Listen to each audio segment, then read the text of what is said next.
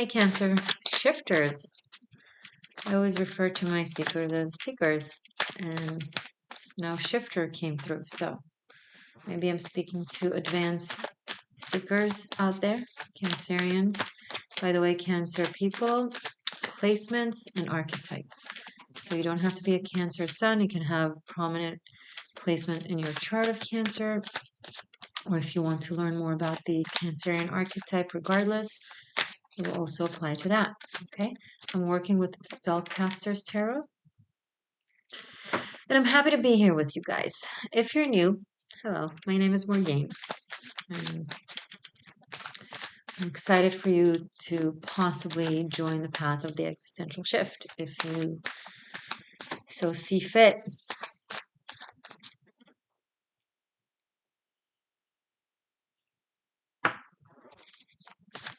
Message for Cancer, please, my Cancerian seekers, seers, existential shifters.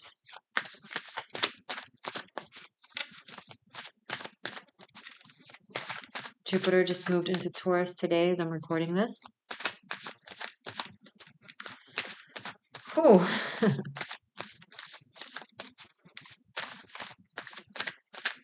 How will it affect my Cancerians? It's sextiling you, so it's good. It's supportive of your energy. It will encourage you to bring out the wiser side of you, not necessarily the smarter, the wiser. You can be very smart and unwise, generally, human beings, I mean.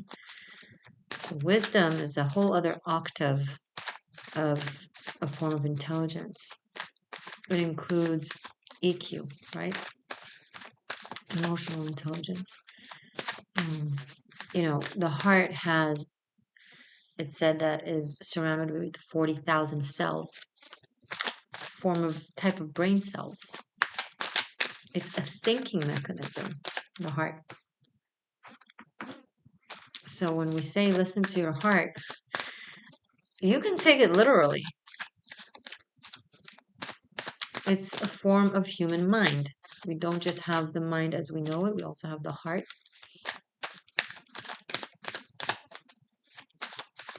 There are neurotransmitters there between the cells. And, you know, it's a craft to practice, to learn, balancing the brain mind and the heart mind and having them work together. It's not an easy feat, especially considering most people don't acknowledge the heart to be a form of a mind. First, you got to acknowledge it. Then you got to let it awake. And then you got to listen to it. You ask for it to wake up, but then it wakes up and speaks to you, but then you don't listen. Four of Cups. The Four of Cups in this deck is a little bit different. We see someone who's meditating, and here is your symbol, Cancer. Little crab. You're taking a pause to meditate because you're doubting something. You're uncertain of something. You're picking up that you're not certain what is right and what is wrong. You're wondering what is the right course of action. What is the truth of a situation of some sort? And because you want to be certain, you're taking a moment. Okay. Oh, there's a lot of cards. Holy cannoli. High Priestess, the Death card, King of Pentacles, and Queen of Wands. Wow. Okay, let's read.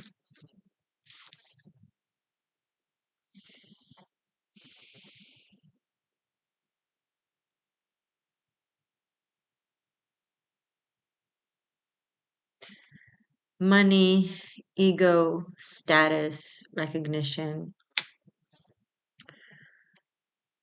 Who's best to be heard? Something's got to give, something's got to change, but it needs to be the right thing here with the High Priestess, wanting to be guided by wisdom, by truth.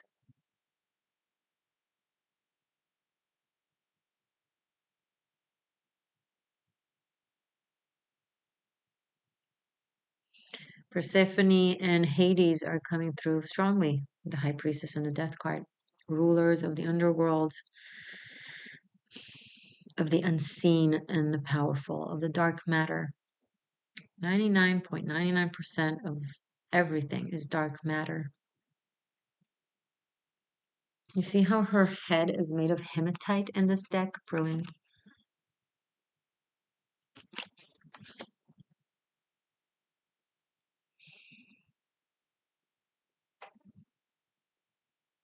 She's pointing to the symbol of water.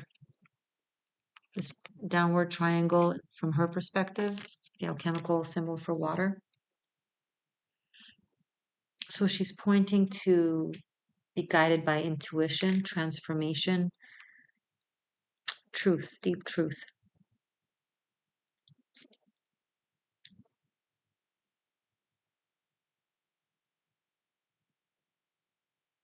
And the death card here is very demanding. It's demanding of change. It's demanding of something drastic. It's demanding of absolute devotion to the truth that this high priestess is trying to convey in this reading. I just realized the baby here looks terrifying. Look at how their eyes are like.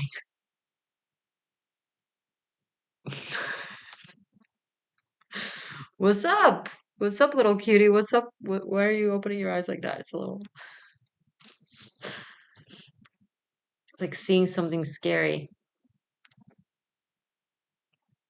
You know, like children when they see ghosts or other beings and they come and tell their parents, to this King of Pentacles and Queen of Wands or whatever, their environment, of what they see and what they sense, and they brush it off as imagination, as just, but they don't understand how when a child sees things, how terrifying it can be, especially when they don't have anyone to talk to about it, like no one to acknowledge it. I feel like you're seeing something that others can't or won't, but mostly can't. They just don't have the capacity to see that deep. The Death card and the High Priestess, they're both very deep energies, and they have incredible insight, foresight, and understanding, and they can see through layers, right? It's like this little baby can see these entities, and they don't know how to say this or tell this to the adults, you know, who live about their day looking at the mundane, superficial things, but nothing more.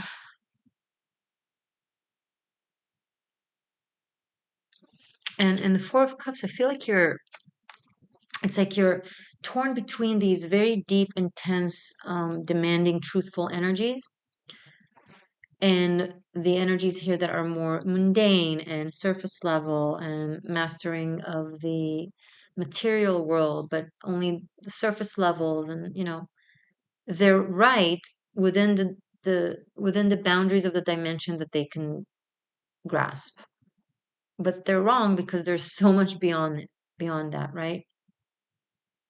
So I feel like something in you sees this, can recognize this, but another aspect in you is like looking at things surface level or materialistically, maybe.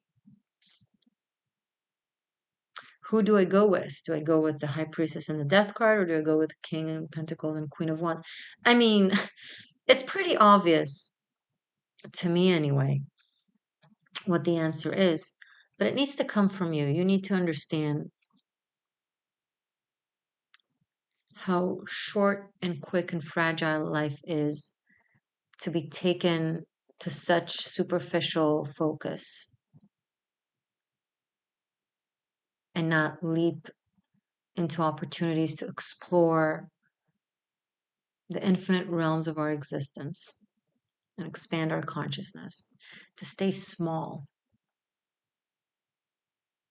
Now, it's funny that I would say about a King of Pentacles, Queen of Wands energy, small. They both mastered their own paths in their own way, but again, it's within the structure of this maze, right? Of the matrix. They mastered the matrix, but they don't know they're in a matrix. They don't know that it's a simulation. They don't know it's a game. They don't know that there's so much more to it and outside of it.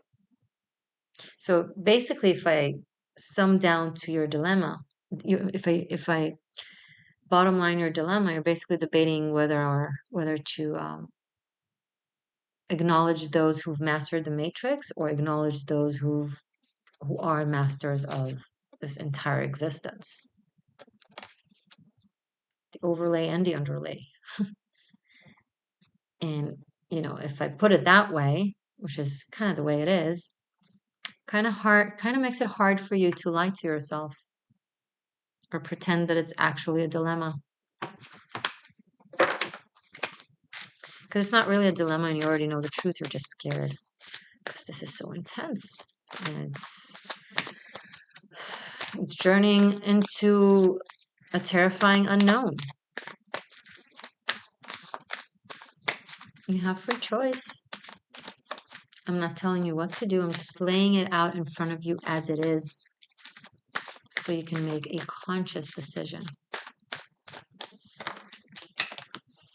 Five of Wands. If you're still fragmented within yourself when it comes to what it is you want to focus on when it comes to your life, then it will be very hard for you to make a decision. First, recognize the kind of person you wish to be, the kind of choices you wish to make, the kind of path you wish to walk. And that would make the dilemma non-dilemma, the conflict non-conflict. Will make things a lot more simple. Magician. You have the power to be a magician, to harness the elements, the four elements.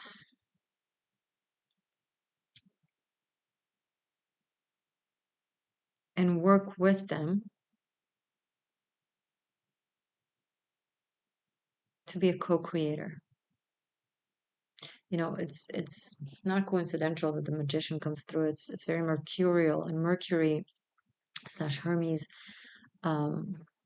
same archetype, just different name to a god from different cultures, Greek versus Roman, same thing though. Anyway, so Mercury was able, like Iris, if we go to the Greek name, was able to travel between the worlds, the Olympus, the underworld, the living, and no one else could have done that. Once you set into the underworld, you never leave, and only gods can go to the Olympus. But this energy was able to travel between all the worlds. Now, in order for you to be able to travel between all the worlds, you need to be able to contain those worlds and accept them. If you can only contain the existence of a matrix and you make choices in accordance to that, the people you choose, the situations you choose, then you won't be able to visit the other realms. You won't be able to get a glimpse, to know, to find out, to explore. By acknowledging an existence of other places and other layers, that's the first step to be able to visit them, right? So if you were to choose the matrix, be it the people involved, the decision, the choice, the situation, whatever the case may be, then those will be your boundaries. However, the magician here says you're not supposed to have boundaries. You're supposed to be able, shifter, to travel. I'm saying it metaphorically. You're supposed to be able to have vast expansion of consciousness on a regular basis. And if you want that to play out, then your choices need to happen in accordance. You need to choose the person that represent that, the place that represent that, the decision that represent that. Every little thing that you do or choose needs to be in alignment with that in order for that to occur, right? If you want a purple painting, you got to use purple paint. But if you say you want to explore beyond the matrix, but you keep making choices that are limited and small, your essence will not even be able to perceive anything beyond it. You might think you're there, but you're not. This reading presents a choice, a path, two paths. And it's completely up to you. You need to ask yourself, who do I want to be? What do I want to be? How do I want to be? Do I want to be Four of Cups, Five of Wands, or do I want to be a magician and a high priestess?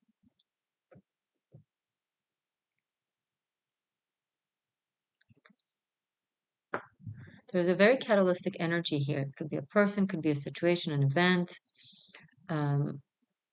It's like a red pill type of energy. It's a red bill. Maybe you're dealing with a bill. I don't know. Red pill, blue pill. Which one is it?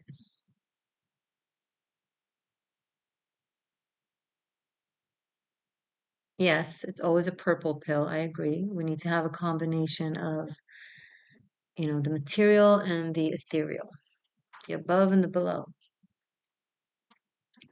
the polarities. But the thing is, you seem to be on a verge of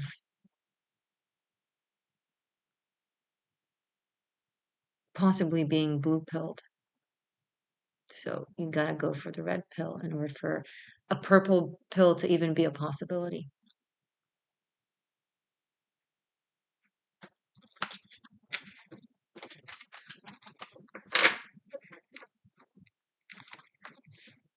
Bottom of the deck, Lovers and Judgment. This is a major life path decision for you that will determine the path of your soul. It's a big deal. Will you ascend or will you stay stuck in another karmic loop? Too many cards. Okay, thank you. Three of Swords. And you're like, I'm so scared of getting hurt. I'm so scared that this will be painful and disappointing, and I'll just be leading myself into another path of heartache. I get it. But this is where enlightenment is. This is where healing is. This is where an eternal knot is of wisdom. I'm not saying it's easy. I'm not saying it's easy. And I'm not trying to patronize you. Again, you make your choices. I understand. I understand the fear. But I don't see these Three of Swords as swords that run through your heart. I see them as swords who run through your pain in order to liberate your heart that is incarcerated by your pain, by fear of pain. It can't hope. It can't be joyous. It can't feel freely because it's so scared and it's clenched by this existing pain and fear of pain. So the swords are cutting through that fear, not the heart itself. It's trying to liberate the heart.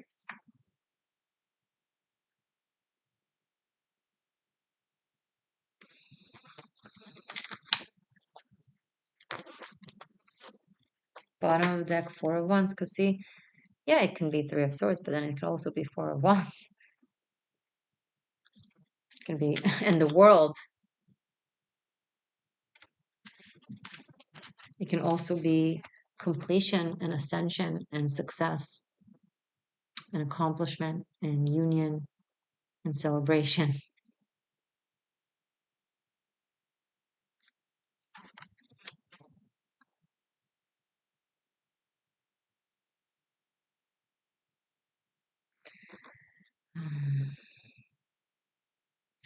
Tell me more about this King of Pentacles and Queen of Wands, please.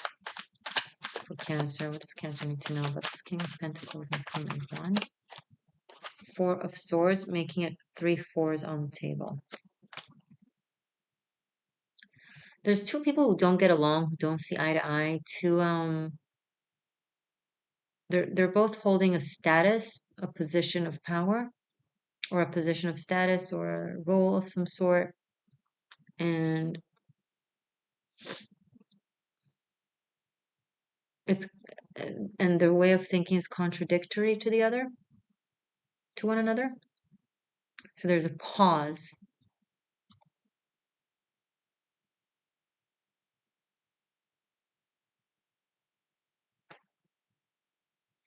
Tell me about this Four of Wands and the World, please. Cancer. Six of Wands. So leading with essence, with knowledge, with heart is way more powerful and effective on people than leading with a crown or a status, right? Seemingly, the crown should bring the hierarchy, but it's actually the essence, the fire itself, right? This energy brings conflict and battle and disagreements. This energy brings cooperation and harmony and following.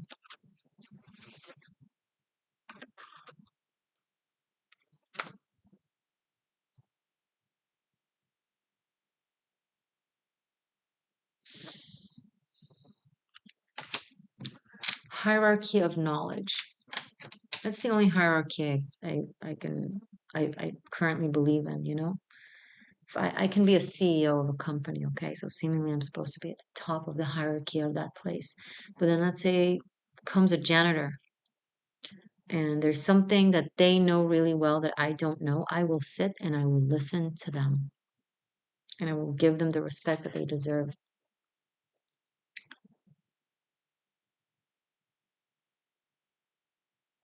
Hierarchy of knowledge. If that isn't honored, nothing is honored. Nothing makes any sense. Nothing means anything. We can't go anywhere, progress anywhere, if there's no respect for craft, for knowledge, for experience, for skill. Crowns can be amazing. Crowns can go hand in hand with knowledge, but it's not always the case.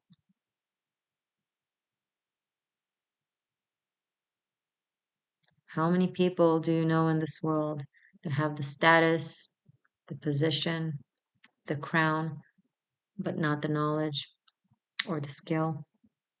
It's kind of embarrassing.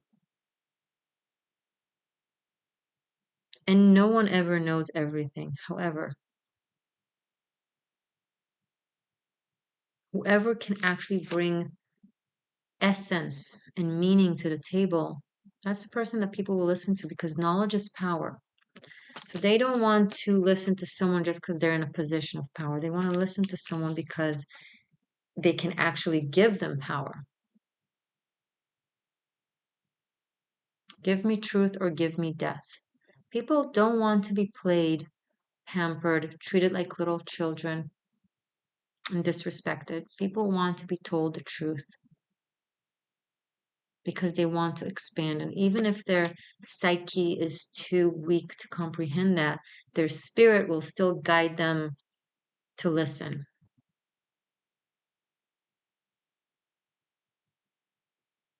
And that's something we must honor.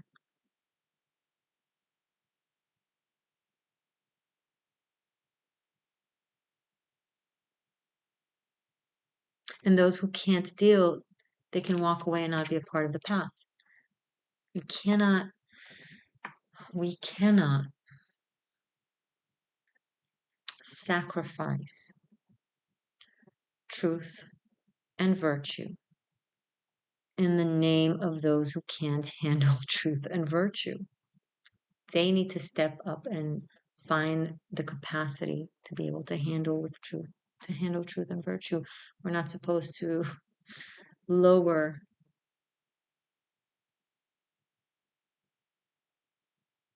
the essence of life to fit cowardness and laziness.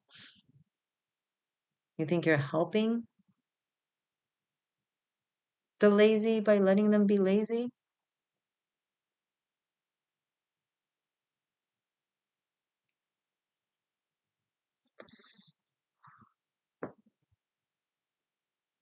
If I can't speak truth to someone because they'll get offended by it, even if I say it in a way that is not meant to hurt, it's just saying it with clarity, saying things in a simple manner without kissing their ass, but also without being cruel, just saying the words, right? And if I can't do that, I will not be in a room. It's not worth my life force,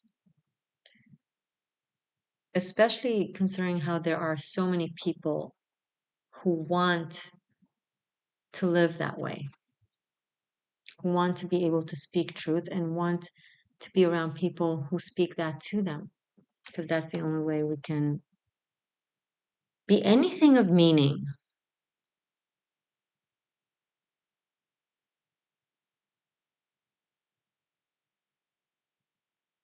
And so we circle back to this Four of Cups that we started with. You already know the truth. You already have all the answers.